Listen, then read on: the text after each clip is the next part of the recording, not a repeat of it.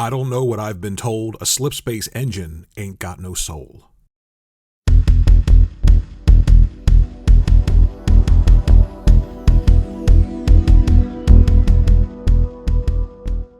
Welcome back to another episode of TheWorryWartGamer. I remember watching this demonstration for Halo Infinite and the Slipspace engine and thinking to myself, this engine looks amazing. The detail, the shading, the lighting, everything looked really good. The animation, the animals, I wanted to explore this world in a way that I hadn't before. It gave me the Metroid vibe that I wanted out of Halo, a world that was much more than just move from point A to point B and shoot things, and it looked like they were on their way to doing it. Absolutely incredible. Look at the detail here being shown off. Look at the lighting, the foliage, just absolutely incredible. This is what I wanted out of a next-gen experience for Halo, but the important thing was that it was a signal that Microsoft and Xbox were developing their own internal tools, their own internal engine, which could then be leveraged to not only create something great with Halo, but it could also be used to create something new.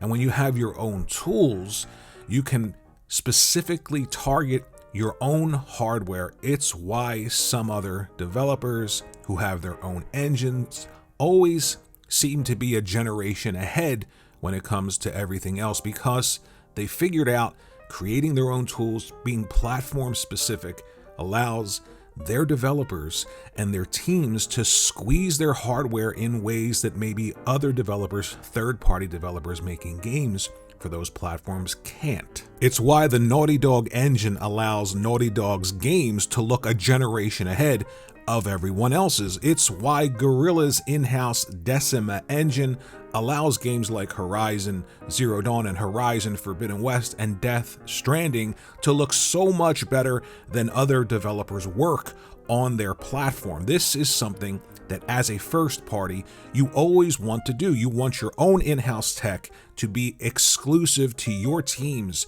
to give them an advantage in creating on your platform. And this is the exact sentiment that I've seen people talk about when it came to the Slipspace engine, when the engine was announced. Now, I want to read you something that an engineering architect said about this engine. Quote, "Here's something that excites me as an engineering architect. For Halo Infinite, we rebuilt the engine multi-threading solution to ensure high execution efficiency across all platforms and PCs instead of running optimally on just Xbox One. We use this new system to transition the renderer to a massively parallel multi-threaded framework to support the increased cost of all our new rendering features and achieve high graphics efficiency on PC CPUs of various size, as well as Xbox Series XS and Xbox One XS hardware. In practice, this means that we are doing our very best to make sure Halo Infinite runs optimally on any device you may choose to play on." Where have we heard this before? And ladies and gentlemen, if you're worried about an infinite number of platforms, then the Infinite in Halo is going to suffer, and it has. They spent hundreds of millions of dollars to create a brand new engine, showed that engine to us in a way that made it look incredible, and then gave us this that you're looking at here. And now the rumor is that the Slipspace engine is going to be abandoned in favor of Unreal Engine 5.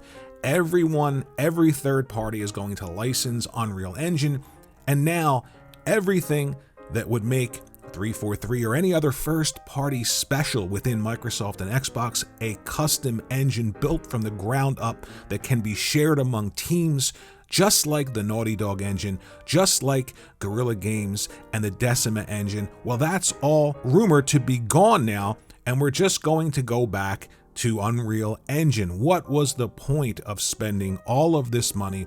What was the point of saying you're creating an engine for a 10-year lifespan, but then having to place so many limitations on that engine because you're worried about an infinite number of platforms rather than being worried about the only infinite that should have mattered, and that's Halo Infinite. Think about Ubisoft, Rockstar, CD Projekt Red. They all have their own engines customized to their own workflow. For example, Ubisoft uses Snowdrop, Anvil, and CD Projekt Red uses Red Engine, and so on. Naughty Dog, again, has their engine.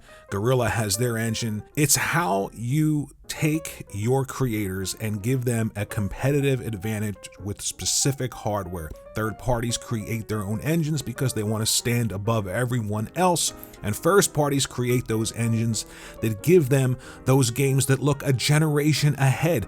Horizon Zero Dawn on the PlayStation 4 looked like a PlayStation 5 early game, and Horizon Forbidden West was built to run on a PlayStation 4, but on the PlayStation 5 it is still the best looking game this generation. Why? Because of proprietary engines built to take advantage of teams and to take advantage of specific hardware. This was Microsoft's chance to do that. But now it seems like all of that work, all of that energy, and all of that promise is gone in favor of just licensing out Unreal Engine again. Now, Unreal Engine 5 is capable of creating amazing looking games, and I'm not saying that Halo won't benefit from getting away from this awful Slipspace engine. My point is, why did it turn out this way? Why couldn't they create an engine for their flagship title? Why is it in this state, and why are we now reverting back to what we did in the past,